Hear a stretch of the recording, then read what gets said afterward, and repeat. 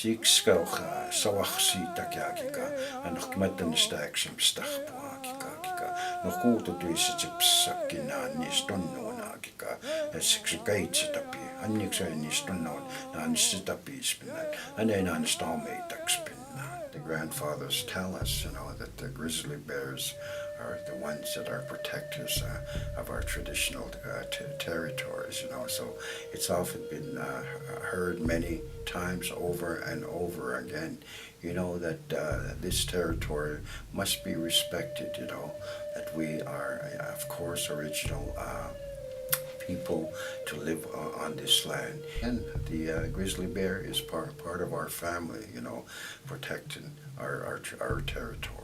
If the government introduces the hunting of grizzly bears, it's a total infringement of who we are and our sovereignty as Indian tribes. The Blackfoot Confederacy, we don't recognize the border simply because the Blackfoot Confederacy was in existence in this part of the land before the white man came. There was no border.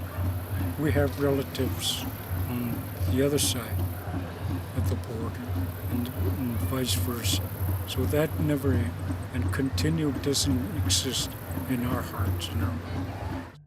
Here in Blackfoot country, the grizzly is revered as a very spiritual part of our ceremonies, especially the medicine pipe bundles. Most of them open their bundles in spring when they hear the first sign of thunder. And Sky Pikani and here Gana and Siksikai and Pinay Pikani, the four Blackfoot Confederacy tribes, we really respect the grizzly. You take the grizzly off the table, there's going to be a domino effect, not only environmentally, but spiritually too and culturally.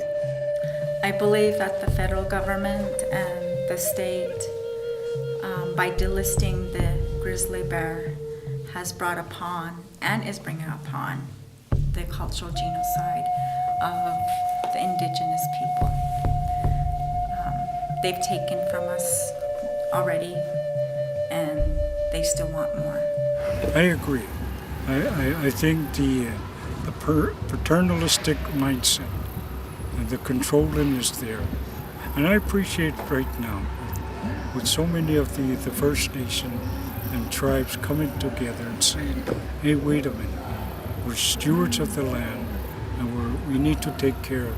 And the grizzly lives here, and if they're gone, then there will be no more grizzlies. And that's the sad part of it. Who's going to speak for them? Certainly not the trophy hunters.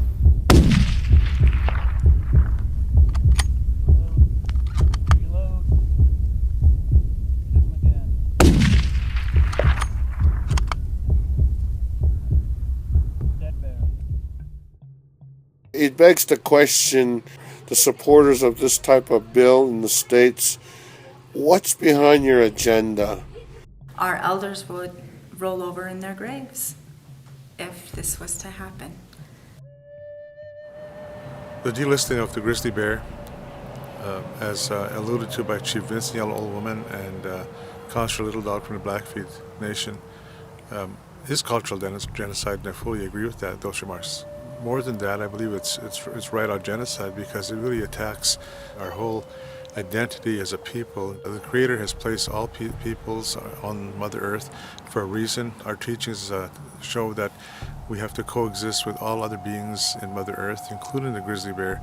They're a vital component to our way of life, our worldview, and in terms of our respect for other beings. But delisting the grizzly bear is cultural genocide. There's no doubt about it. What they're doing to us, it gives us the memory of what they tried to do to us years ago, to wipe us out. And one of the ways that they said in Canada was to kill the Indian in the child. And that was to assimilate and to get rid of the culture, to get rid of who we are, our language, our beliefs, and so forth. And today, they continue to do that in some way or another. And we recognize that today, right away. And we will stand up to that. And we will make sure that nothing is ever going to happen in that way again.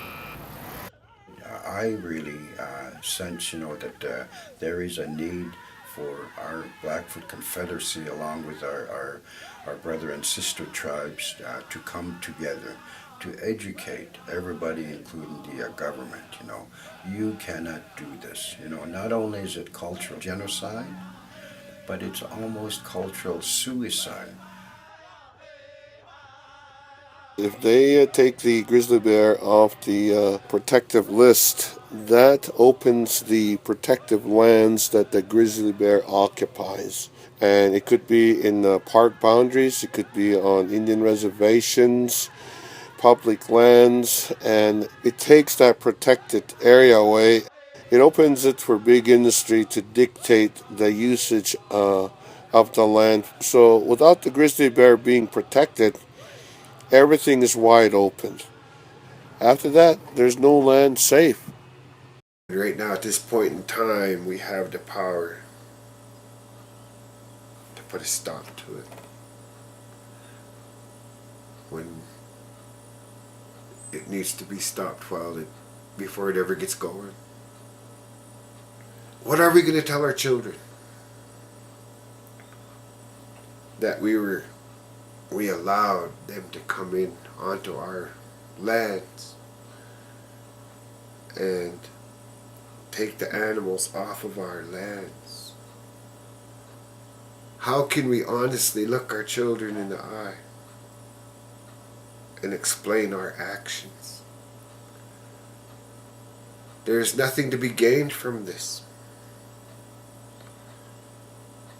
Maybe a small handful of people, if it's allowed, they'll charge an outrageous amount of money for someone to come in and shoot an animal for his head, his hide, whatever. Explain it to your children.